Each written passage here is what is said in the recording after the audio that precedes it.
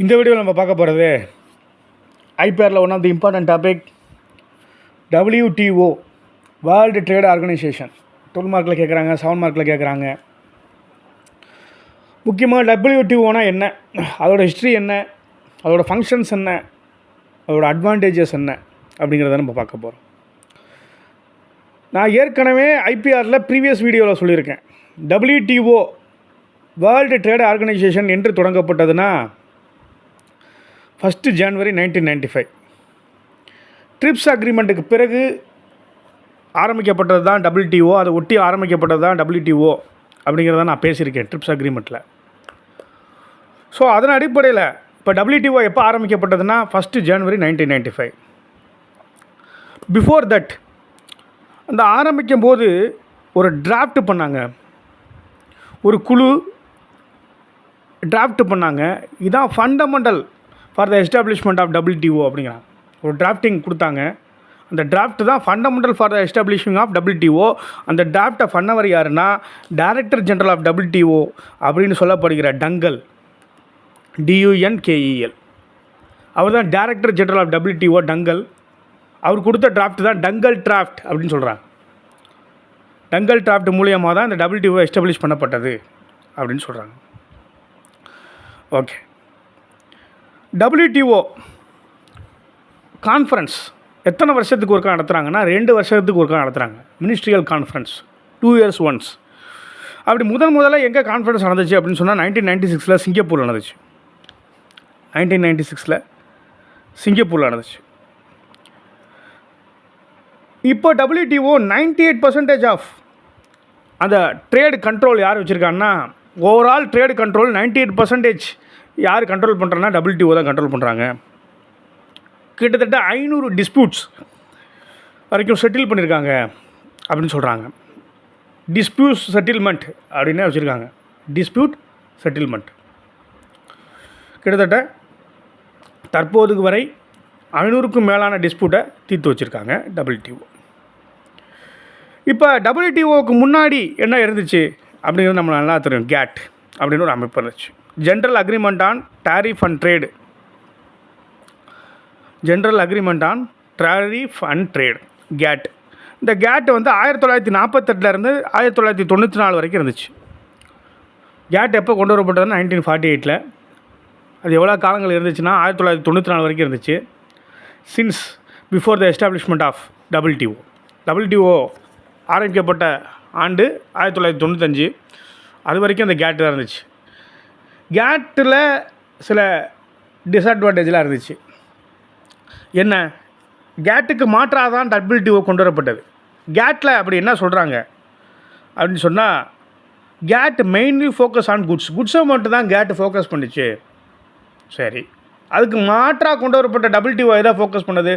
Goods and சர்வீசஸையும் focus பண்ணுது, as well as IPRையும் focus பண்ணுது, intellectual ப்ராப்பர்ட்டியும் focus பண்ணுது. அதனால தான் நம்ம இங்கே ஐபிஆரில் வந்து WTO படிக்கிறோம். when there is a infringement of patent, ஒரு ட்ரேட் நடக்குது, பேட்டன்ட் இன்ஃப்ரிஞ்ச்மெண்ட் நடக்குது அப்படின்னு சொன்னால் உடனே டிஸ்பியூட்டு அந்த கண்ட்ரி, எந்த கண்ட்ரிக்கு வயலேஷன் இருந்துச்சோ அந்த கண்ட்ரி, மெம்பர் கண்ட்ரி உடனே போய் என்ன பண்ணலாம், இந்த மாதிரி டிஸ்பியூட் அப்படின்னு சொல்லி WTO அப்ரோச் பண்ணால் அதை தீர்த்து வைப்பாங்க WTO. இது வரைக்கும் சரியாக செஞ்சுக்கிட்டு இருக்காங்க WTO இதை. அதனால தான் 500க்கும் மேற்பட்ட டிஸ்பியூட்ஸை இது வரைக்கும் செட்டில்மெண்ட் பண்ணியிருக்காங்கன்னு நான் சொல்கிறேன். ஸோ GATTுக்கு மாற்றாக கொண்டு வரப்பட்டது WTO. காலங்கள் மாற மாற மாற்றங்கள் இருக்கணும் அப்படிங்கிறதுக்காக பழைய பஞ்சாங்கத்தையே கட்டிட்டு அழுக முடியாது அப்படிங்கிறதுக்காக கொண்டு வரப்பட்டது. WTO focuses on trade and services as well as intellectual property. Right, WTOவோட மெயின் எய்ம் என்னங்க, எது மெயினாக ஃபோக்கஸ் பண்ணுது, அதோட ஃபங்க்ஷன்ஸ் என்ன அப்படின்னா, WTO mainly focus on to help the trade flow smoothly, freely, fairly. ஒரு ட்ரேடு நடக்குது அப்படின்னு சொன்னால் அது எப்படி இருக்கணும்? ஸ்மூத்தாக இருக்கணும், ஃப்ரீயாக இருக்கணும், ஃபேராக இருக்கணும். அதுதான் WTOவோட மெயின் ஃபங்க்ஷன். அப்புறம் உலகளவில் எழுகிற அந்த டிஸ்பியூட்ஸ் இருக்குல்ல, ட்ரேட் ரிலேட்டட் டிஸ்பியூட்ஸ், அதை தீர்த்து வைக்கிற WTOவோட வேலை. And then administering WTO trade agreement ஒரு அக்ரிமெண்ட்ஸ் போடுறாங்க அப்படின்னு சொன்னால் அதை அட்மினிஸ்ட்ரிங் பண்ணுறது யாரோட வேலை, அட்மினிஸ்ட்ரேஷன் பண்ணுறது யாரோட வேலைன்னு சொன்னால் WTOட வேலை. ஹேண்டிலிங் ட்ரேட் டிஸ்பியூட், ட்ரேடு ரீதியாக ஏதேனும் பிரச்சனை விழும்போது WTO தான் அதில் தலையிட்டு தீர்த்து வைக்கிது. மானிட்டரிங் நேஷ்னல் ட்ரேடு பாலிசிஸ், ஏதேனும் ட்ரேடு பாலிசிஸ் கொண்டு வந்தாங்கன்னு சொன்னால் அதை மானிட்டர் பண்ணுற யாரோட வேலை, WTOட வேலை.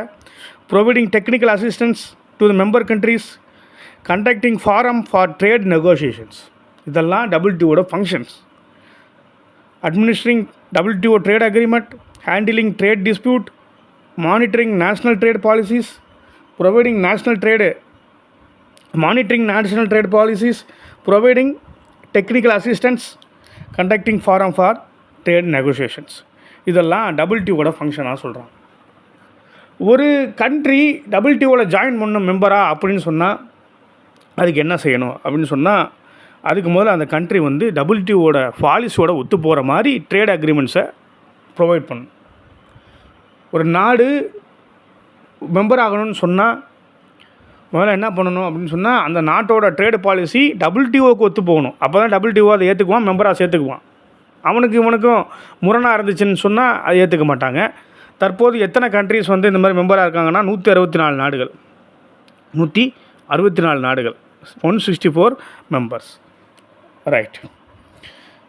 டிஸ்பியூட் செட்டில்மெண்ட் ஆஃப் WTO, எதையேனும் ட்ரேடில் பிரச்சனை எழும்போது அதை வந்து WTO தீர்த்து வைக்கிறாங்க.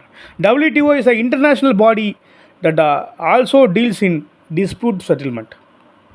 WTOங்கிறது ஒரு இன்டர்நேஷ்னல் பாடி, அப்படி தானே? எந்த நாட்டில் எந்த பிரச்சனை எழுதாலும் மெம்பராக இருக்கிற பட்சத்தில் அந்த கண்ட்ரி மெம்பராக இருந்தால் உடனே WTO போய் அப்ரோச் பண்ணி இந்த மாதிரி வயலேஷன் நடந்திருக்கு, வயலேஷன் நடக்கிறதுக்கு ஒரு கமிட்டி இருக்குது. சரி, வயலேஷன் நடந்திருக்குன்னா அதை பார்க்குறது ஒரு கமிட்டி இருக்குது. அந்த மெம்பர் கமிட்டி என்ன பண்ணுவாங்கன்னா, அதெல்லாம் வந்து ஆராய்ச்சி பார்த்துட்டு வயலேஷன் கண்டிப்பாக நடந்திருக்குன்னு சொன்னால் உடனே அந்த கண்ட்ரியை கூப்பிட்டு ஃப்ரேம் ஒர்க்கை மாற்ற சொல்லுவாங்க. நீ இந்த மாதிரி தப்பு பண்ணியிருக்க, ஸோ உன்னோட ஃப்ரேம் ஒர்க்கை மாற்று, உன்னோட ரூல்ஸை மாற்று, இது WTO ரூல்ஸுக்கு எகென்ஸ்டாக இருக்குது, அந்த கண்ட்ரியோட பேட்டன்ட்டை நீ வயலேட் பண்ணியிருக்க ஃபார் எக்ஸாம்பிளுக்கு அப்படின்னு சொன்னால் உடனே நீ ரூல்ஸை மாற்று அப்படின்னு சொல்லுவாங்க. கேட்கல அப்படிங்கிற பட்சத்தில் என்ன பண்ணுவாங்கன்னா, காம்பன்சேஷன் கொடுங்க அப்படின்னு சொல்லி கேட்பாங்க. டிஸ்பியூட்டை ரிசால்வ் பண்ணி வைப்பாங்க, தீர்த்து வைப்பாங்க. ரைட். தென் WTOட அட்வான்டேஜஸ் என்ன? WTOட அட்வான்டேஜஸ் என்ன? A legal framework to process negotiation dispute. Legal framework தானே WTO. ஏதேனும் பிரச்சனை ஏற்பட்டால் உடனே WTO கதவை தட்டுங்க, நாங்கள் தீர்த்து வைக்கிறாங்கிறான். So it is a legal framework to process negotiations and dispute. அதானே? ரொம்ப பிரச்சனையை சும்மா தீர்த்துக்கிறதுக்கு வழி இருக்குல்ல. 2 கண்ட்ரி உட்காந்து பேசுகிறான், இந்த மாதிரி நீ தப்பு பண்ணியிருக்க, சரி இவர் காம்பன்சேஷன் கொடுத்துரு, நான் தப்பு பண்ணதுக்கு ஒத்துக்கிறேங்க, நான் காம்பன்சேஷன் கொடுத்துருக்கேன்னா வேலை முடிஞ்சு போச்சு. ரைட். பெட்டர் ஸ்டெபிலிட்டி இன் ட்ரேட், ப்ரெடிக்டபிலிட்டி, இது எல்லாமே WTOட அட்வான்டேஜஸாக சொல்கிறாங்க. Legal framework to process negotiation dispute, better stability in trade, predictability அதுவும் இருக்குது அப்படின்னு சொல்கிறாங்க. ரைட்டா? அதுக்கப்புறம் தோகா ரவுண்ட் அப்படின்னு ஒரு கான்ஃபரன்ஸில் ஒரு டிசைட் பண்ணுறாங்க 2001. தோகா ரவுண்ட் இது வந்து மெயின்லி எதை ஃபோக்கஸ் பண்ணுது அப்படின்னு சொன்னால், trade rules favourable for developing nations, major reform of international trading system. இந்த தோகா ரவுண்ட் அப்படிங்கிற விஷயம் 2001 கொண்டு வரப்பட்டது. It is a major reform of international trading system. International trading சிஸ்டத்திலே மேஜர் ரீஃபார்மை கொண்டு வந்து தோகா ரவுண்ட் அப்படின்னு சொல்கிறாங்க. இதில் ட்ரேட் ரூல்ஸ் நிறையா மாற்றமைக்கப்பட்டது. இது எதுக்கெல்லாம் ஃபேவரபிள் இருக்குன்னா, டெவலப்பிங் கண்ட்ரிஸுக்கு இது ஃபேவரபுளாக இருக்குது இந்த ரூல்ஸு அப்படின்னு சொல்கிறாங்க. ரைட். இந்தியா வந்து WTOட மெம்பரா? எஸ், இந்தியா வந்து WTOட மெம்பர் தான் since 1995. India is also a member of GATT. GATT இருந்துச்சா 1942 கொண்டு வரப்பட்டுச்சா, அதுலேயும் மெம்பராக இருந்துச்சு இந்தியா. ரைட்டா? 1994 வரைக்கும் மெம்பராக இருந்துச்சு. அப்புறம் WTO வந்ததுக்கப்புறம் இந்தியா அங்கேயும் ஜாயின் பண்ணிக்கிச்சு. Right, okay. இப்போ இது வரைக்கும் உங்களுக்கு புரிஞ்சிருக்கும்னு நினைக்கிறேன். WTO வந்து உங்களுக்கு ஈஸியாக இருக்கும். ஸ்டடிலாவை ஃபாலோ பண்ணுங்கள், சப்ஸ்கிரைப் பண்ணுங்கள்.